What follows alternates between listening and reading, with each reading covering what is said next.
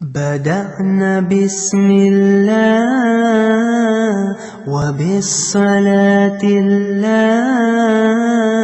على رسول اعوذ باللہ من الله. الشیطان الرجیم بسم اللہ الرحمن الرحیم۔ آج سے ہم سورۃ البقرہ کا 13واں رکوع شروع کریں گے۔ اس رکوع کے اندر 9 آیات مبارکہ ہیں۔ سب سے پہلے آیت نمبر 104 ہے، سورۃ البقرہ کی آیت نمبر 104۔ اس آیت مبارکہ کا سیاق و سباق اس طرح ہے کہ ایک مرتبہ رسول اللہ صلی اللہ علیہ وسلم کی خدمت میں یہودیوں کی ایک جماعت آئی اور انہوں نے رسول اللہ صلی اللہ علیہ وسلم کو سلام کرنا چاہا، تو انہوں نے یہ الفاظ کہے السلام علیک، جس کا مطلب ہے کہ تم پر موت ہو، نعوذ باللہ۔ تو رسول اللہ صلی اللہ علیہ وسلم نے جواب میں فرمایا وعلیک، کہ تم پر بھی ہو۔ حضرت عائشہ رضی اللہ تعالیٰ عنہ بھی سن رہی تھی۔ جب انہوں نے یہ بات سنی تو انہوں نے فوراً کہا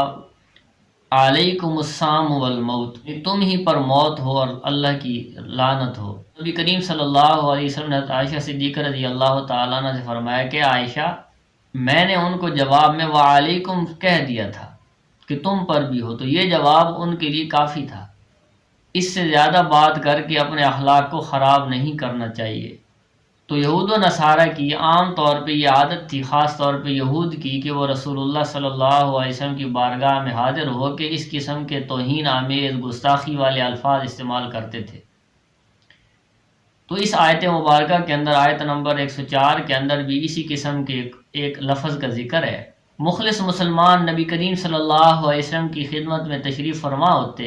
حاضر خدمت ہوتے،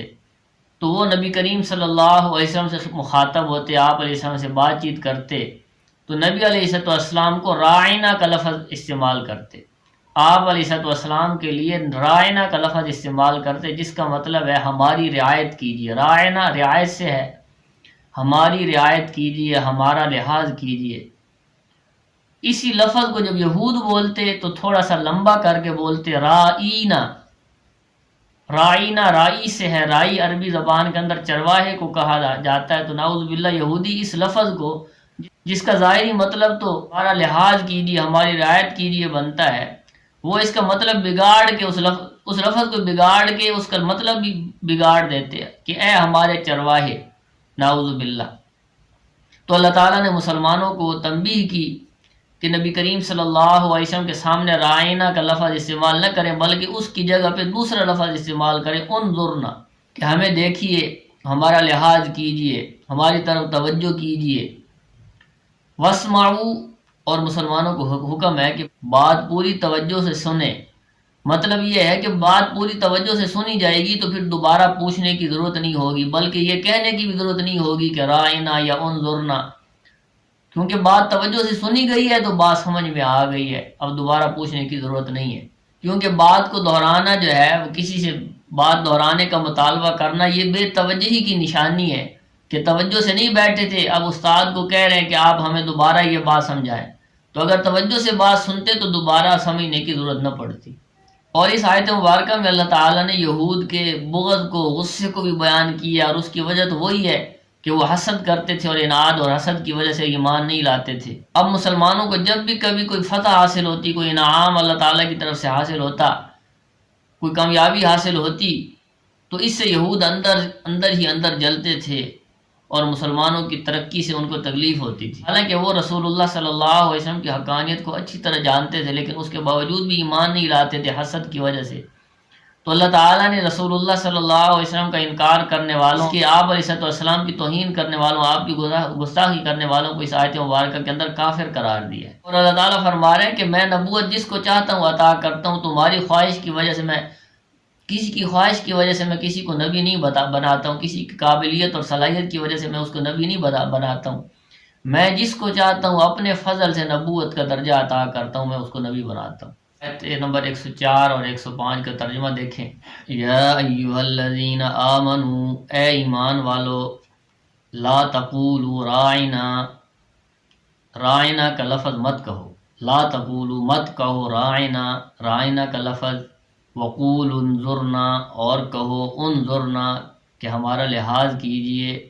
قولوا کہو، انظرنا ہمارا لحاظ کیجئے، یعنی انظر کا لفظ استعمال کرو، واسمعوا اور بات توجہ سے سنو، واسمعوا اور سنو، وللکافرین عذاب علیم اور کافروں کے لیے دردناک عذاب تیار کیا گیا ہے، ما یود الذین کفروا اور کافر لوگ پسند نہیں کرتے، ما یود پسند نہیں کرتے، الذین کفروا کافر لوگ، من اہل الکتاب والمشرکین نہیں اہل کتاب میں سے اور نہیں مشرکین میں سے، یعنی اہل کتاب اور مشرکین کے کافر یہ بات پسند نہیں کرتے، ان ينزل علیکم من خیر من ربکم، یہ بات کہ نازل کیجئے اللہ کی طرف سے کوئی بھلائی، اللہ کی طرف سے کوئی اچھی چیز، اللہ کی طرف سے کوئی نعمت، واللہ یختص برحمتہ من یشاء اور اللہ جس کو چاہتا ہے اپنی نعمت کے ساتھ اپنی رحمت کے ساتھ خاص کرتا ہے، اللہ جس کو چاہتا ہے نبی بناتا ہے، اللہ جس کو چاہتا ہے نعمت عطا کرتا ہے، کسی انسان کی تمنا اور خواہش اور محنت اور کوشش سے وہ چیز حاصل نہیں ہوتی، نبوت اللہ کی عطا کردہ ہوتی ہے، انسان کی محنت ریاضت اور کوشش سے نبوت کسی کو حاصل نہیں ہوتی، واللہ یختص برحمتہ من یشاء اور اللہ جس کے لیے چاہتا ہے اپنی رحمت کو خاص کر دیتا ہے، واللہ ذو الفضل العظیم اور اللہ بڑے فضل والا ہے۔ اس کے بعد آیت نمبر 106 اور 107 ہے، ان آیات مبارکہ کے اندر ناسخ اور منسوخ کا ذکر ہے۔ نسخ کا لغوی معنی مٹانا، بدلنا، ہٹانا، اور ناسخ جو ہے مٹانے والے کو کہا جاتا ہے، منسوخ اس کو کہا جاتا ہے جس کو مٹایا جائے، جس کو ہٹایا جائے، جس کو بدلا جائے اس کو منسوخ کہا جاتا ہے۔ ناسخ مٹانے والا، بدلنے والا، ہٹانے والے کو ناسخ کہا جاتا ہے۔ آیت نمبر 106 اور 7 کے اندر یہود کے ایک دوسرے اعتراض کا جواب دیا گیا ہے کہ اللہ تعالیٰ نے تورات نازل کی، انجیل نازل کی، اس کے بعد اللہ تعالیٰ نے قرآن نازل کر دیا، تو اس سے تو یہ ظاہر ہوتا ہے کہ تورات اور انجیل اور باقی جو آسمانی کتابیں پہلے گزر چکی ہیں ان کے اندر نعوذ باللہ کو کمی تھی، اللہ تعالیٰ کے علم میں وہ باتیں نہیں تھیں، اور بعد میں اللہ کو وہ باتیں پتہ چلی تو اب اللہ تعالیٰ نئے احکامات نازل کر رہا ہے، نئی چیزیں نازل کر رہا ہے، نعوذ باللہ، تو ان کو پہلے والے کو کیوں منسوخ کر دیا، پہلے والے کو کیوں ختم کر دیا، ان پہلی والی آسمانی کتابوں کے احکامات کو کیوں ختم کر دیا گیا، ان کی تعلیمات پر عمل کرنے کو کیوں ختم کر دیا۔ اور دوسرا، خود قرآن کریم جب نازل ہو رہا تھا تو ابتدا میں اللہ تعالیٰ نے، کیونکہ اسلام تدریجاً نازل کیا گیا ہے، اللہ تعالیٰ نے اپنے احکامات کو تدریجاً نازل کیا، تھوڑا تھوڑا کر کے اللہ تعالیٰ نے احکامات نازل کیے ہیں، تو بہت سارے احکامات پہلے نازل کیے گئے اور پھر ان کے اندر اللہ تعالیٰ نے تبدیلیاں کر دیں، پہلے حکم کو اللہ تعالیٰ نے ختم کر دیا، اس کی جگہ اللہ تعالیٰ نے نیا حکم نازل کیا، کوئی قرآن کریم کی پہلی ایک آیت اللہ تعالیٰ نے نازل کی، پھر اس آیت کو منسوخ کر دیا اور اس کی جگہ اللہ تعالیٰ نے نئی آیت مبارکہ نازل کی، تو اس کی کیا وجہ ہے؟ تو اللہ تعالیٰ نے اس آیت مبارکہ کے اندر جواب دیا ہے کہ اللہ تعالیٰ حکیم ہے، اللہ تعالیٰ جو بھی چاہتے ہیں انسان کے فائدے کے لیے حکم نازل فرماتے ہیں، اللہ تعالیٰ کے علم کو کوئی مقابلہ نہیں کر سکتا، اس کی حکمت کا کوئی مقابلہ نہیں کر سکتا ہے، تو انسان کے فائدے کے لیے جو چیز ہوتی ہے اس کو اللہ تعالیٰ نازل کر دیتے ہیں، اور جس چیز سے انسان کا فائدہ نہیں ہوتا، نقصان ہو رہا ہوتا ہے، یا اس سے اچھا حکم انسان کے فائدے کا ہوتا ہے تو کم فائدے والے حکم کو مٹا دیتے ہیں۔ اور اس کی مثال تو ایسی ہے کہ جیسے ایک ڈاکٹر کسی مریض کا علاج کرتا ہے تو پہلے جو ہے کچھ ادویات، کچھ دوائیاں اس کے لیے لکھتا ہے، اور پھر کچھ تھوڑا عرصہ گزرنے کے بعد وہ ڈاکٹر کہتا ہے کہ اب یہ فلاں فلاں دوا نہ دی جائے، اس کی جگہ یہ دوسری دوائی دی جائے، اس سے اس کا فائدہ ہوگا۔ تو یہاں پر کوئی آدمی اس ڈاکٹر پر اعتراض نہیں کر سکتا کہ ڈاکٹر نے پہلے والی دوائی کیوں چھڑوا دی اور یہ دوسری والی دوائی کھانے کا کیوں حکم دیا۔ تو اللہ بھی حکیم ہے، عالم الغیب ہے، ہر چیز کا علم اللہ کے پاس ہے، قادر مطلق ہے، ہر چیز پر اللہ قادر ہے، جو چاہے کر سکتے ہیں، تو کوئی اللہ سے یہ بات نہیں پوچھ سکتا کہ تم نے پہلے احکامات کو کیوں تبدیل کر دیا اور یہ نیا حکم کیوں نازل کر دیا، پہلی آیات کو کیوں منسوخ کر دیا اور دوسری آیات کیوں نازل فرما دی۔ تو اللہ تعالیٰ بادشاہ ہیں، جو چاہیں کر سکتے ہیں۔ ما ننسخ من آیت اور جو منسوخ کرتے ہیں ہم آیات میں سے، او ننسہا یا ہم بھلا دیتے ہیں، نأتی بخیر منہا تو ہم لاتے ہیں، بخیر منہا اس سے بہتر، او مثلہا یا اسی کی طرح۔ الم تعلم ان اللہ علی کل شیء قدیر، کیا تو یہ نہیں جانتا کہ بے شک اللہ تعالی ہر چیز پر قادر ہے۔ الم تعلم، کیا تو یہ نہیں جانتا، ان اللہ لہ، کہ بے شک اللہ کے لیے ہے، ملک السماوات والارض، آسمانوں اور زمین کی بادشاہت، وما لکم من دون اللہ من ولی ولا نصیر، وما لکم اور نہیں ہے تمہارے لیے من دون اللہ اللہ کے سوا، من ولی ولا نصیر نہ کوئی دوست اور نہ کوئی مددگار۔ اس کے بعد آیت نمبر 108 آتی ہے۔ اس آیت مبارکہ کے سیاق و سباق یہ ہے کہ یہود اور بنی اسرائیل کی ایک بری عادت یہ تھی کہ وہ انبیاء علیہ السلام سے غیر ضروری سوالات کرتے تھے، بے جا اور فضول سوالات کرتے تھے۔ اس کی قرآن و حدیث کے اندر بہت ساری مثالیں ملتی ہیں، جیسے گائے کے واقعے کے اندر بنی اسرائیل کو اللہ تعالیٰ نے گائے ذبح کرنے کا حکم کیا، لیکن انہوں نے سوالات پر سوالات کیے اور اس حکم کو ٹال مٹول کرتے رہے۔ اسی طرح اللہ تعالیٰ سے باتیں کرنے کا مطالبہ، اللہ تعالیٰ سے کلام کرنے کا مطالبہ اور اللہ تعالیٰ کو ظاہراً دیکھنے کا مطالبہ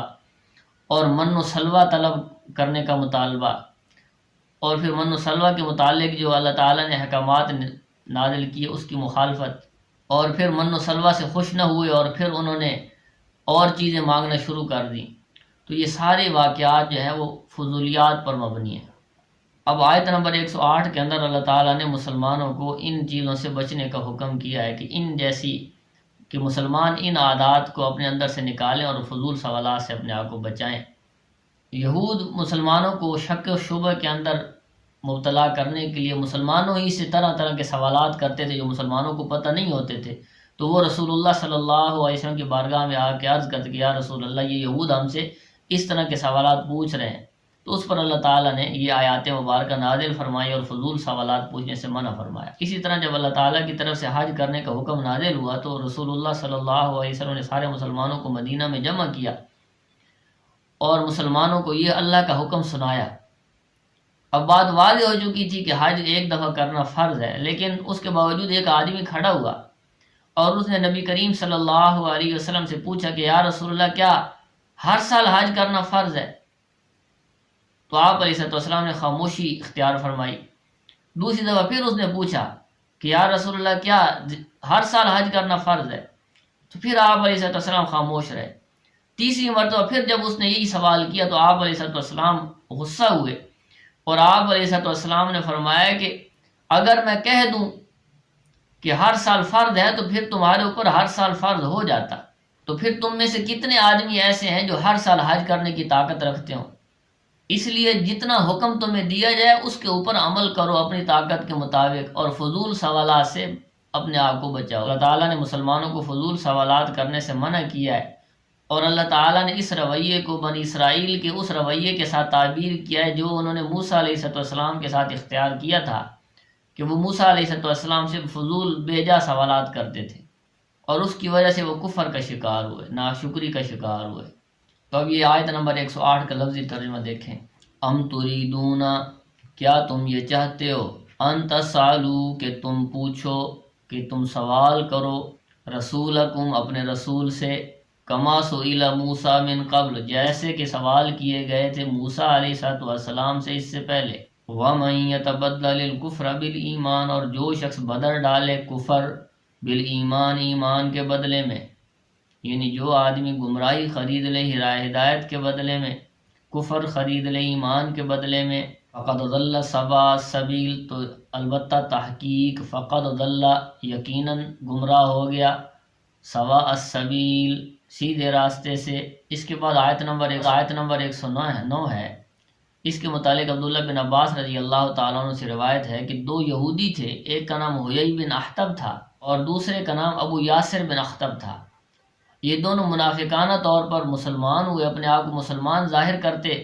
اور پھر جب یہودیوں کے پاس جاتے تو یہ پھر کفر اختیار کر لیتے اور مسلمانوں کا مذاق اڑاتے، اور ان کا مقصد صرف یہ تھا کہ لوگوں کے اندر اسلام سے متعلق اور مسلمانوں سے متعلق بدگمانی پیدا کریں، اسلام سے لوگوں کو ہٹانے کی کوشش کریں۔ تو اب اس آیت مبارکہ کے اندر مسلمانوں کو یہ بات بتائی جا رہی ہے کہ کافر تمہارے ایمان سے خوش نہیں ہے، وہ تو یہاں تک سازش کرتے ہیں، کوشش کرتے ہیں کہ تم کسی طریقے سے اسلام سے پھر جاؤ اور واپس کفر اختیار کر لو۔ تو اب مسلمانوں کو اس آیت مبارکہ کے اندر یہ تلقین بھی کی جا رہی ہے کہ تم ان کے ساتھ بحث اور مباحثے کے اندر نہ پڑو، ان سے الجھو نہیں، بلکہ ان سے درگزر کرو، ان کو معاف کر دو اور ان سے بحث و مباحثہ نہ کرو، اور ان کو اللہ کے حوالے کر دو۔ اللہ تعالیٰ ان سے انتقام لے لے گا، اللہ تعالیٰ انہیں سزا دے گا، دنیا کے اندر بھی اور آخرت کے اندر بھی۔ کیونکہ اللہ تعالیٰ ان کے ہر عمل سے باخبر ہے، وہ ان کا کوئی عمل اللہ سے پوشیدہ نہیں ہے، اللہ سے چھپا ہوا نہیں ہے۔ تو اب آیت نمبر 109 کا لفظی ترجمہ آپ ملاحظہ فرمائیں۔ ود کثیر من اہل الکتاب، ود پسند کرتے ہیں، کثیر بہت سارے، من اہل الکتاب اہل کتاب میں سے، لو یردونکم کاش وہ تمہیں پھیر دیں، کاش وہ تمہیں پھیر دیں، من بعد ایمانکم کفارن تمہارے ایمان لانے کے بعد تمہیں کفر کی طرف، من بعد ایمانکم تمہارے ایمان لانے کے بعد کفارن کفر کی طرف، حسدا من عند انفسہم ان کے اندر کے حسد کی وجہ سے، من بعد ما تبین لهم الحق بعد اس کے کہ حق ان پر واضح ہو چکا ہے، رسول اللہ صلی اللہ علیہ وسلم کی حقانیت، آپ کا آخری نبی ہونا ان پر واضح ہو چکا ہے، لیکن حسد کی وجہ سے وہ خود بھی ایمان نہیں لاتے اور دوسروں کو بھی ایمان سے روکنے کی کوشش کرتے ہیں۔ تو اب مسلمانوں کو تلقین کی جا رہی ہے، فاعفوا پس آپ معاف کر دیجئے، واصفحوا اور درگزر کیجئے، حتی یأتی اللہ بامری یہاں تک کہ اللہ اپنا حکم لے آئے، یعنی اللہ ان کو سزا دے۔ ان اللہ علی کل شیء قدیر، بے شک اللہ تعالیٰ ہر چیز پر قادر ہے۔ اس کے بعد آیت نمبر 110 ہے، اس کے اندر یہودیوں کے شرور سے بچنے کا ایک طریقہ بتایا گیا کہ یہود و نصارہ اور کفار کی سازشوں سے بچنے کا اور محفوظ رہنے کا بہترین راستہ اللہ کے احکامات کی پابندی ہے، کہ تم اللہ کے احکامات پر پابندی سے عمل کرو اور اللہ کی طرف سے حرام کردہ امور سے بچو، تو اللہ تعالیٰ تمہیں ان یہود و نصارہ کی سازشوں سے محفوظ رکھیں گے۔ نماز قائم کرو، زکوٰۃ ادا کرو، اور اس کے علاوہ بہت سارے نیکی کے کام کرو اور اپنی آخرت کے لیے نیکیوں کا ذخیرہ جمع کرو۔ اللہ تعالیٰ نے بنیادی دو احکامات کا ذکر اس آیت مبارکہ کے اندر کیا ہے، ایک ہے اقیم الصلاۃ، نماز قائم کرو، تو نماز کا تعلق، نماز ایک بدنی عبادت ہے، تو مراد ہے کہ اللہ کے تعالیٰ کے احکامات پر عمل کرو، اپنی جان اللہ کے حکم کے لیے لگاؤ۔ وآتوا الزکاۃ اور زکوٰۃ ادا کرو، زکوٰۃ ایک مالی عبادت ہے، تو بدنی عبادتوں کو بھی رضا کے لیے کرو اور مالی عبادتیں بھی اللہ کی رضا کے لیے کرو۔ اور پھر نماز جو ہے یہ خالص اللہ کا حکم ہے، حق، اور نماز پھر خالص اللہ کا حق ہے، تو اللہ کے حقوق ادا کرنے کا حکم ہے۔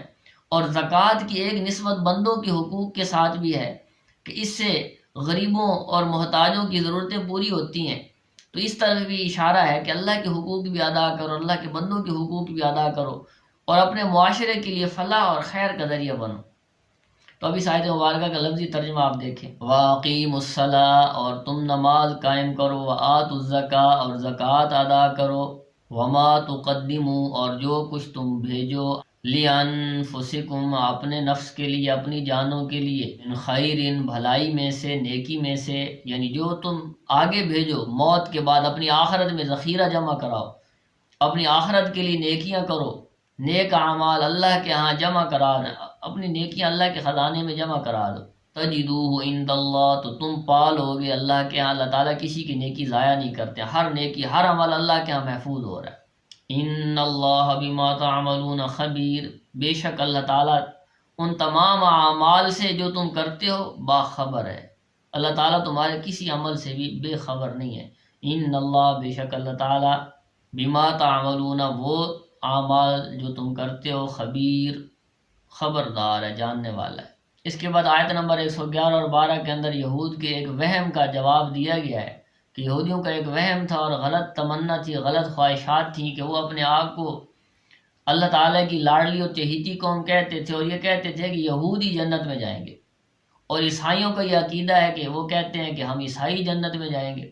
تو اللہ تعالیٰ نے اس آیت مبارکہ کے اندر آخرت کی کامیابی کا معیار بتایا ہے، وہ شخص بھی صحیح معنوں میں ایمان لائے اور نیک عمل اختیار کرے، اللہ کے وہی شخص کامیاب ہے اور وہی شخص اللہ کے انعام یعنی جنت کا مستحق ہے۔ اس آیت مبارکہ کے اندر یہود کے اس غلط دعوے کی تردید کی گئی ہے، نفی کی گئی ہے، اور ان کو یہ بتایا گیا ہے کہ جنت میں جانے کے لیے نیک اعمال کا توشہ لینا ضروری ہے، اور جو شخص نیک اعمال کریں گے تو انہی نیک لوگوں کو آخرت کے اندر قیامت والے دن کوئی خوف نہیں ہوگا، قیامت کی سختیوں سے وہ پریشان نہیں ہوں گے، اور اللہ تعالیٰ ان لوگوں کو اپنا قرب نصیب کریں گے، اور اللہ تعالیٰ ایسے لوگوں کو جنت میں داخل کریں گے۔ اب ان آیات مبارکہ کا ترجمہ دیکھیں۔ وقالوا اور انہوں نے کہا، لن يدخل الجنت کہ ہرگز کوئی داخل نہیں ہوگا جنت میں، الا من کان ہودا او نصارا مگر وہ جو کہ یہودی ہو، نصارا یا عیسائی ہو۔ نصارا عیسائیوں کو کہا جاتا ہے، اصل میں یہ یہودیوں اور عیسائیوں کا الگ الگ عقیدہ تھا، یہودی کہتے تھے کہ لن يدخل الجنت الا من کان ہودا، کہ جنت میں کوئی داخل نہیں ہوگا مگر وہ جو یہودی ہو، اور عیسائی کہتے تھے کہ لن يدخل الجنت الا من کان نصارا، کہ جنت میں کوئی داخل نہیں ہوگا مگر وہ جو عیسائی ہو۔ تو اللہ تعالیٰ نے ان دونوں کے اقوال کو اس ایک آیت مبارکہ کے اندر جمع کیا ہے، قالوا، اور انہوں نے کہا کہ ہرگز کوئی شخص جنت میں داخل نہ ہوگا الا من کان ہودا و نصارا، سوائے اس کے جو یہودی ہو یا عیسائی ہو۔ تو اللہ تعالیٰ ان کو جواب دے رہے ہیں تلک امانیہم، یہ ان کی خواہشات ہیں، ان کی تمنائیں ہیں۔ قل ہاتوا برہانکم، اے نبی صلی اللہ علیہ وسلم آپ ان کو کہہ دیجئے کہ اپنی دلیل لے آؤ، تمہارے پاس کوئی دلیل ہے، کوئی معاہدہ ہے اللہ کے ساتھ، تم نے کوئی وعدہ کر رکھا ہے؟ ان کنتم صادقین، اگر تم اس بات میں سچے ہو۔ بلا، یقیناً، من اسلم، جو شخص اسلام لے آئے، جو شخص اپنے آپ کو حوالے کر دے، وجہہ، اپنے چہرے کو یعنی اپنے آپ کو، للہ، اللہ کے، یعنی وہ اللہ پر ایمان لے آئے، وہو محسن، اور وہ نیک عمل بھی کرتا ہو، یعنی ایمان بھی لائے اور نیک عمل بھی کرے، فلہ اجرہ، تو بس ہے اس کے لیے، اجرہ، اس کا بدلہ، اس کا انعام، اس کا بدلہ، اس کا انعام، عند ربہ، اس کے رب کے ہاں، ولا خوف علیہم، اور نہ اس پر کوئی خوف ہوگا، نہ ان پر کوئی خوف ہوگا، ولا هم یحزنون، اور نہ وہ غمگین ہوگے، یعنی آخرت کے دن، قیامت کے دن، نہ ان کو کسی چیز کا خوف ہوگا اور نہ وہ غمگین اور پریشان ہوں گے۔ اللہ تعالیٰ ان کو اپنا قرب نصیب کریں گے، اور ان نیک لوگوں کو جو کامل طریقے سے ایمان لائے اور نیک عمل کرتے رہے، نیکیاں کرتے رہے، اللہ کے احکامات پر چلتے رہے، اللہ تعالیٰ ان کو اپنی جنت میں داخل کریں گے۔ تو آج کا ہمارا لیکچر یہی تھا، اس میں سے کوئی بات آپ لوگوں کو سمجھ میں نہ آئی ہو تو میسج کر کے پوچھ سکتے ہیں۔ یا رجائی، یا رجائی، یا رجائی، یا رجائی، یا رجائی۔